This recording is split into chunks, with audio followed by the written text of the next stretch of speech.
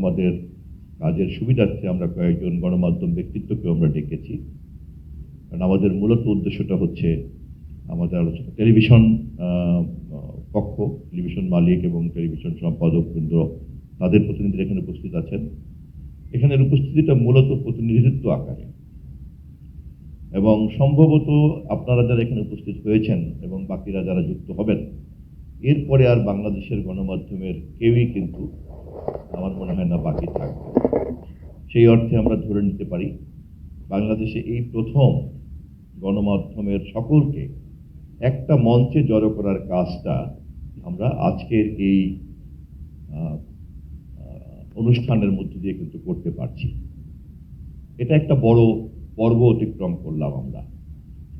আমি বিশ্বাস করি যে আপনারা সকলেই এই বিষয়টি আপনাদের নজরে এনেছেন, এবং আমি এটাও বিশ্বাস করি যে এই বিষয়টিকে শুধুমাত্রই আপনারা সাধারণ চোখে দেখছেন না, এর যে সুদূর প্রসারী গুরুত্ব, এর যে সুদূর প্রসারী প্রভাব, সেটাও আপনারা অত্যন্ত গুরুত্বের সঙ্গে নিশ্চয়ই চিন্তা করবেন এবং বিবেচনা করবেন।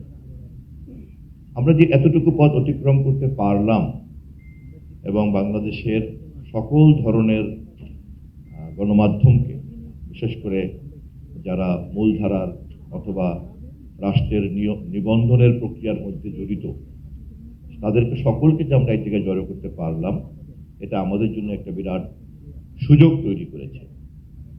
এবং আমরা সবাই কিন্তু আমাদের যদি সর্বসম্মতিক্রমে পথ চলার বিন্দুটা কোনটা, এটা যদি আমরা খুঁজে বের করতে পারি আলোচনার মধ্য দিয়ে, সরকারও সেখানে একজন অংশীদার এবং একই সঙ্গে সরকার এই কাজের ফ্যাসিলিটেটর, এবং একই সঙ্গে সরকার রাষ্ট্রের পক্ষ থেকে আপনাদের মহৎ উদ্দেশ্যকে সামনের দিকে এগিয়ে নিয়ে যাওয়ার ক্ষেত্রে একজন সমন্বয়কারীর দায়িত্ব পালন করবে।